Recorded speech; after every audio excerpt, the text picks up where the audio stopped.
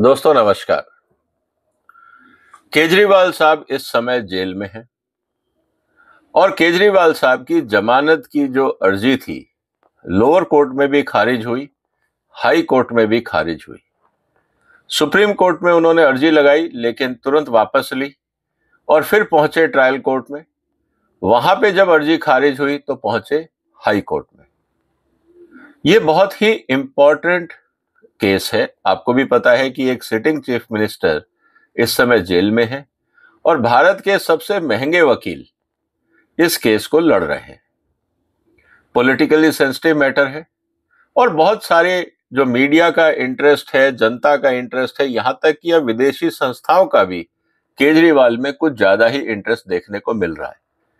आज से पहले जितने भी पॉलिटिकल लीडर्स अरेस्ट हुए थे करप्शन के कारण या किसी और ऑफेंस के कारण, कभी भी इंटरनेशनल मीडिया ने इतना इंटरेस्ट नहीं दिखाया था। लेकिन इस बार जिस तरह से जर्मनी, अमेरिका, यूएन सब केजरीवाल में इंटरेस्ट ले रहे हैं, इसका मतलब बहुत कुछ अभी ऐसा है जो सामने आना बाकी है। उस पर जब वक्त आएगा मैं आपसे डिटेल में चर्चा करूंगा। लेकिन आज चर्चा इस बात की है कि केजरीवाल की जमानत हाई कोर्ट में क्यों रिजेक्ट हो गई। क्या कारण था कि हाई कोर्ट ने केजरीवाल को जमानत नहीं दी। यह मुद्दा समझना बहुत इंटरेस्टिंग है। और जैसा आपको पता है कि अक्सर कहा जाता है कोर्ट में कि भाई जो कोर्ट के दांवपेच हैं उनको समझना बहुत जरूरी है। इस केस में इस तरह के दांवपेच आपको बहुत देखने को मिलेंगे। आगे बढ़ने से पहले आपसे निवेदन है कि आप इस वीडियो को शेयर करें और अभी तक अगर आपने ये चैनल सब्सक्राइब नहीं किया है तो कृपया इसको कर लें, क्योंकि आने वाले दिनों में इस केस में जब भी हियरिंग होगी, चाहे किसी भी कोर्ट में हो, उसकी व्याख्या मैं आपके साथ करूंगा और ये जो चेन ऑफ इवेंट है इनको समझना बहुत इंटरेस्टिंग होगा। तो आज के केस में जो मैं आपसे चर्चा करने वाला हूं कि ऐसा हाई कोर्ट में क्या हुआ कि हाई कोर्ट ने केजरीवाल को बेल देने से मना कर दिया। क्या हाई कोर्ट के पास अधिकार था बेल देने का? बिल्कुल अधिकार है। तो फिर हाई कोर्ट ने मना क्यों किया? क्या दांवपेच चले उसको समझना जरूरी है और किस तरह से कोर्ट के अंदर अगर आपके वकील अलर्ट नहीं है तो आपको मुश्किलें हो सकती हैं। ये इस पूरे केस के अंदर आपको समझने को मिलेगा। दोस्तों सबसे इंपॉर्टेंट चीज क्या थी कि जब लोअर कोर्ट से इनको जमानत, केजरीवाल की जमानत जब रिजेक्ट हो गई, ईडी ने अरेस्ट कर लिया, तो ये पहुंचे हाई कोर्ट और इन्होंने दो कानूनों की दुहाई दी। एक तो भारत का संविधान, जिसमें उन्होंने ये कहा कि देखिए संविधान में आपको ये पूरा अधिकार है कि आप जो भी कार्रवाई होती है संविधान के हिसाब से, उसमें हाई कोर्ट को अधिकार है कि वो कोई भी ऑर्डर पास करे जिसमें नागरिकों की जो बेसिक फंडामेंटल राइट्स हैं अगर उनका हनन हो रहा है तो। दूसरी तरफ क्रिमिनल प्रोसीजर कोड, इसमें भी हाई कोर्ट को अधिकार है कि वो चाहे तो अपने डिस्क्रिशन पे अगर उनको लगता है कि नाइंसाफी हुई है और ट्रायल कोर्ट ने अगर सही जजमेंट नहीं लिया है तो हाई कोर्ट अपनी तरफ से बेल दे सकता है और उसकी टर्म्स एंड कंडीशंस क्या होंगी ये स्पेसिफाई होना जरूरी होता है। ये जब मुद्दा गया तो जो केजरीवाल के वकील थे उन्होंने ये कहा कि ये जो अरेस्ट है ये इलीगल है, आर्बिट्री है, अनकॉन्स्टिट्यूशनल है, इसीलिए इसको हटा देना चाहिए, सेट असाइड कर देना चाहिए, मतलब इनको बेल दे देनी चाहिए। ये आर्ग्यूमेंट था केजरीवाल के वकीलों का। साथ में उन्होंने ये कहा कि देखिए जो ऑर्डर है, स्पेशल जज जो पीएमएलए के जज हैं जिन्होंने अरेस्ट का ऑर्डर दिया है उसको क्वैश करके सेट असाइड कर देना चाहिए और जो उन्होंने रिमांड दी है ईडी को वो गलत है। इसीलिए केजरीवाल के इस ऑर्डर को रद्द कर देना चाहिए और उनको रिहा कर देना चाहिए। ये आर्ग्यूमेंट चल रहे थे कोर्ट में और उन्होंने कहा कि जब तक बेल एप्लीकेशन पूरी तरह से डिस्कस में नहीं आती है तब तक आप अब इंटरिम रिलीफ दे दीजिए। अब इंटरिम रिलीफ का मतलब है कि ये केस हो सकता है महीनों चले, तो क्या केजरीवाल जेल में रहेंगे?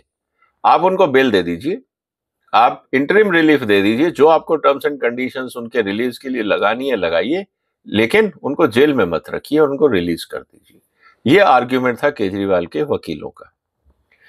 इंटरेस्टिंग चीज क्या थी कि जब ये मुद्दा चर्चा में था और उन्होंने जब इंटरिम एप्लीकेशन डाली, तो पीएमएलए कानून में ये है कि जब भी आप किसी को बेल देंगे तो पीएमएलए कानून के हिसाब से आप ईडी से पूछेंगे कि क्या हम इनको बेल दे दें, ये बाहर जाके कुछ टेम्परिंग तो नहीं करेंगे, कहीं कोई बाकी जो एविडेंसेस है उनके साथ छेड़छाड़ तो नहीं करेंगे। अगर ईडी तसल्ली में है कि हाँ कुछ गड़बड़ नहीं होगी तो वो बेल दी जा सकती है, लेकिन ईडी को पूछना जरूरी है। केजरीवाल के वकीलों ने कहा कि साहब हमने तो बेल की एप्लीकेशन बहुत पहले दे रखी थी, ईडी ने उसको पढ़ ली है, अब हम इंटरिम रिलीफ मांग रहे हैं, कुछ उनसे जवाब लेने की जरूरत नहीं है, आप अपना निर्णय सुना दीजिए। सवाल इस बात का है कि क्या बगैर ईडी को पूछे निर्णय दे दिया जाए। इस पर सवाल यह आया कि जो एप्लीकेशन दी गई है वो उनको ईडी को पढ़ने की जरूरत नहीं है, और अगर आप उनसे जवाब मांगेंगे तो फिर केजरीवाल के लिए फिर आप कहेंगे कि हम 7 दिन बाद जवाब देंगे, 10 दिन बाद जवाब देंगे, तो ये डिलेइंग टेक्निक है, डिले ना हो इसीलिए हम आपसे रिक्वेस्ट कर रहे हैं कि आप तुरंत आज ही इस पे ऑर्डर पास कर दीजिए। अब सवाल ये था कि ईडी के वकीलों ने ये कहा कि साहब आपने एप्लीकेशन पे कंसीडर कर रहे हैं, ईडी का जवाब लेना तो एसेंशियल, बगैर ईडी का जवाब लिए आप कैसे किसी भी अपराधी को रिलीज कर देंगे, और ये तो कानून की भी जरूरत है। तो ये बात जब गई उस कोर्ट के अंदर, तब सवाल ये हुआ कि साहब तो फिर किस लिए चाहिए इंटरिम रिलीफ। तो ईडी के वकीलों ने ये कहा कि देखिए अगर आप ध्यान से देखें, और ये पॉइंट समझने का है, इनकी जो मेन बेल एप्लीकेशन है और जो इंटरिम रिलीफ एप्लीकेशन है वो तो एक ही है, सिर्फ एक पैरा बदला इन्होंने कि हमें इंटरिम रिलीफ दी जाए, सारे के सारे कंटेंट वर्चुअली सेम है। अब आप स्थिति को समझिए दोस्तों, इस मुद्दे में क्या होगा। अगर हम इंटरिम रिलीफ आपको दे देते हैं तो उस स्थिति के अंदर आपको जब मेन बेल आएगी, तो जब आपने इंटरिम रिलीफ उन पॉइंट्स को कंसीडर करके दे दिया तो बाय डिफॉल्ट वो मेन बेल एप्लीकेशन को कंसीडर करना माना जाएगा। इसका मतलब दोबारा अरेस्ट करने का आपके पास कोई अधिकार नहीं है, क्योंकि जो अधिकार जो जिस आधार पे आपने अरेस्ट किया था वो बेल एप्लीकेशन में लिखे हुए थे, एग्जैक्टली वही बेल एप्लीकेशन को कॉपी करके as a interim bail application बना दिया गया। तो जब आपने इंटरिम बेल एप्लीकेशन में मेरी बातों को मान के मुझे रिलीज कर दिया, तो फिर मेन एप्लीकेशन में क्या प्रॉब्लम है, तो फिर आप मुझे परमानेंट बेल दे दीजिए। ये जो ट्रिक है बिजनेस की, जो लीगल प्रोफेशन की, ये समझना बहुत जरूरी है। ये तो थी दलील केजरीवाल वकीलों के एक हिसाब से, जिसको ईडी के वकीलों ने पकड़ा कि साहब ये तो गेम चल रहा है यहां पे। लेकिन जब ये मुद्दा गया और इसको जब काउंटर किया कि नहीं नहीं ऐसा हमारी नीयत ये नहीं है, हम ये नहीं कुछ कहना चाह रहे, हम तो कह रहे हैं आप हमें इंटरिम रिलीफ दे दीजिए। तो फिर उन्होंने कहा कि साहब अगर आपको इंटरिम रिलीफ चाहिए तो इंटरिम रिलीफ के लिए जो कार्रवाई होनी चाहिए, तो इंटरिम रिलीफ पढ़ने के लिए आप हमें कागज का पढ़ने का काम टाइम दीजिए, रिलीफ फाइल करने का टाइम दीजिए, 400 पेज की एप्लीकेशन है। तब फिर उनके वकीलों ने कहा कि इसमें कोई फर्क नहीं है, इसीलिए इसको पढ़ने के लिए आपको टाइम देने की कोई जरूरत नहीं है, क्योंकि इनको सब पता है उससे डिले होगा। इस पर कोर्ट ने एक बात बहुत इंटरेस्टिंग कही कि भाई आपने जब सेम चीज अप्लाई कर दी, सेम एप्लीकेशन आपने फाइल कर दी, जो मेन बेल एप्लीकेशन की है वही इंटरिम बेल के लिए आपने एप्लीकेशन अगर फाइल कर दी है, तो फिर तो कोर्ट को तो ध्यान से पढ़ना पड़ेगा, क्योंकि फिर तो ये कंसीडर किया जाएगा कि इंटरिम बेल मींस बेल, क्योंकि आप फिर अलग ग्राउंड तो कोई है नहीं।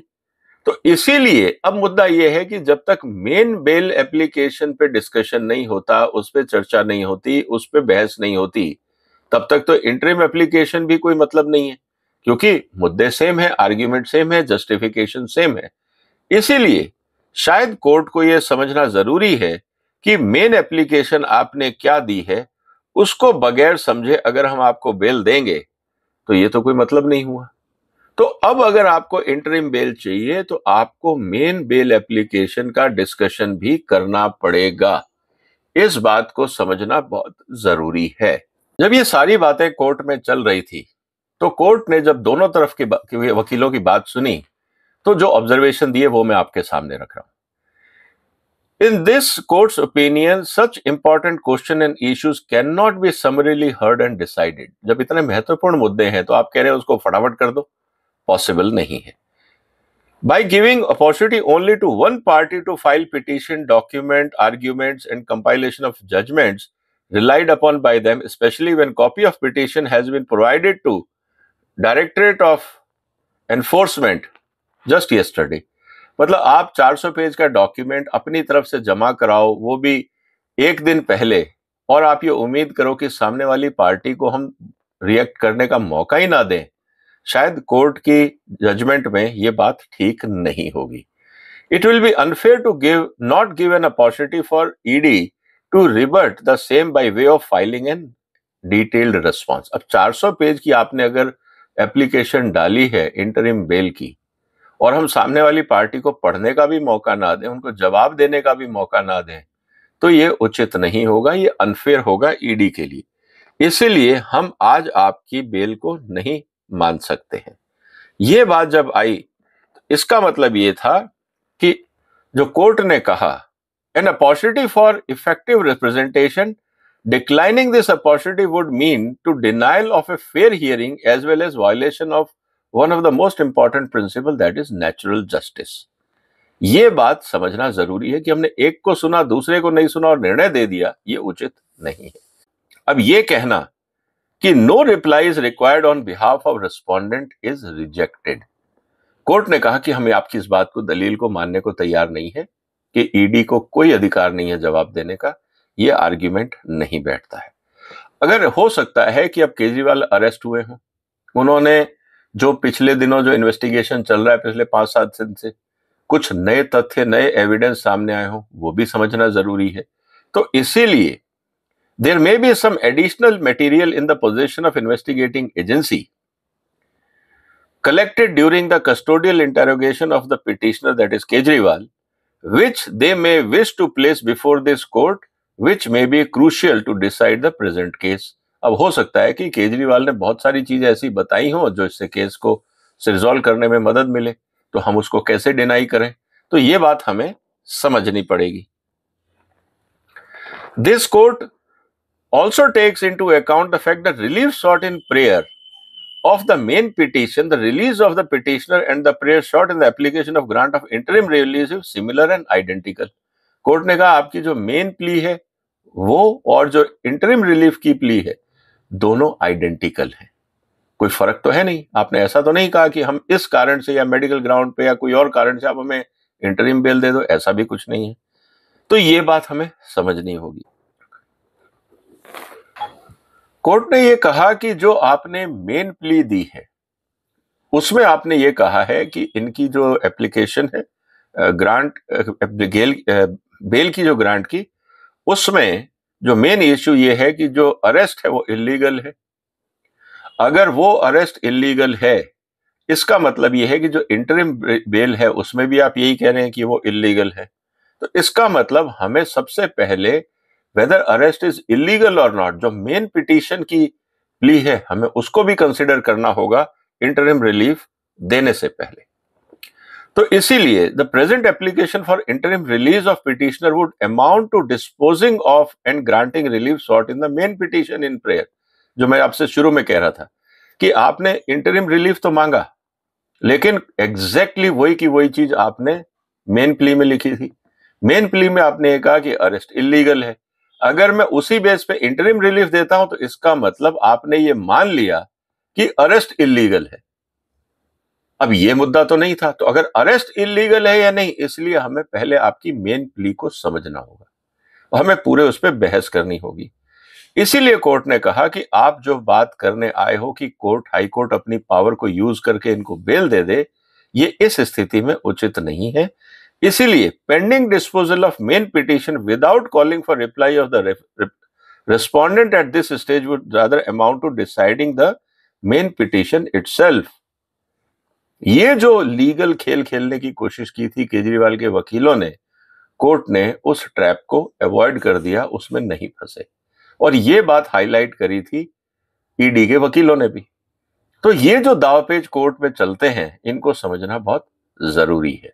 क्योंकि अगर, वापस मैं उस बात को दोहरा रहा हूं कि अगर इंटरिम रिलीफ में आप इस बात को मान लेते, कागज में जो लिखा हुआ था कि डिटेंशन वाज इलीगल, तो जब इंटरिम रिलीफ में अरेस्ट इलीगल है तो मेन प्ली में कैसे लीगल हो जाएगा?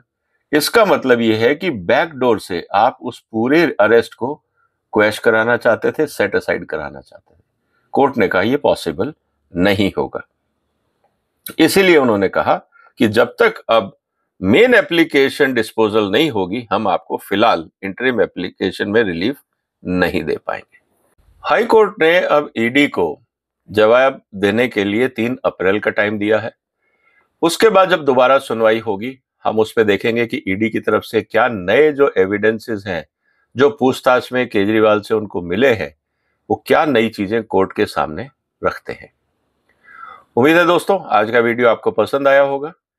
इस पूरे घटनाक्रम पे, इस पूरे केस पे हम डिटेल में चर्चा करेंगे, किस तरह से दोनों पक्षों ने अपनी बातों को रखा इसको समझेंगे, क्योंकि ये केस को समझना इसलिए जरूरी है कि ये एक बहुत हाई प्रोफाइल केस है। सिर्फ देश में नहीं, विदेशों में भी इस केस में इंटरेस्ट है। इसलिए आप इस वीडियो को शेयर करिए, इस चैनल को सब्सक्राइब करिए, ताकि ये पूरी परिचर्चा मैं आपके साथ करता रहूं और आपके फीडबैक आने जरूरी है। आपको क्या लगता है दोस्तों, क्या जब नई दोबारा जब एप्लीकेशन फाइल की जाएगी, रिस्पॉन्स फाइल किया जाएगा ईडी की तरफ से, क्या उसमें कुछ नए तथ्य ईडी रखेगा जिससे केजरीवाल ने जो कर्म किए हैं उनकी डिटेल होगी, या ईडी सिर्फ यही कहेगा कि बेल नहीं दी जानी चाहिए? क्या नए मुद्दे निकलेंगे, क्या आप गैस कर सकते हैं? अगर कुछ कर सकते हैं जरूर कमेंट बॉक्स में लिखिए कि आपको क्या लगता है इंटेरोगेशन में ईडी ने केजरीवाल से क्या क्या पूछा होगा और केजरीवाल ने क्या जवाब दिया होगा। इंटरेस्टिंग होगा आपके जवाबों को जानना। तब तक आप इस वीडियो को शेयर करिए, इस चैनल को सब्सक्राइब करिए, और फिर मुलाकात होगी एक और महत्वपूर्ण मुद्दे के साथ। तब तक वंदे मातरम।